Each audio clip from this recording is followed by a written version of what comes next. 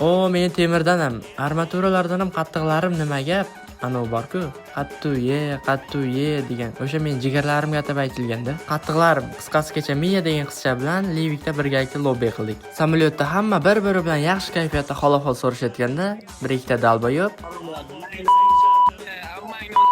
qisqasi tushundilaring-ku, qizlar ham ko'radi, so'kinadigan joylarni qo'ymadim. Endi biz nima qilamiz? DJga aytib bitta cho'tka muzika qo'yamizdan, alamiga Livikda oldimizdan chiqqanini quvlaymiz. Kim so'kingani aniq bilmaymiz, shuning uchun hammadan alamda olamiz. DJ cho'tka muzika qo'yib Amir Temur kim bo'lgan? Jaloliddin kim bo'lgan? Kimligini qo'y dunyo, nomini aytsang jim bo'lgan. Buxoriyni aytsang bas, Navoiyni aytsang bas, jadidlarni qoni manda, hali Xorazmiyni aytsang bas. Men o'zbekman, men o'zbek, otam o'zbek, men o'zbek, sanab bersam ajdodlarim, dunyolarga teng o'zbek. Men o'zbekman, men o'zbek, onam o'zbek, men o'zbek, sanab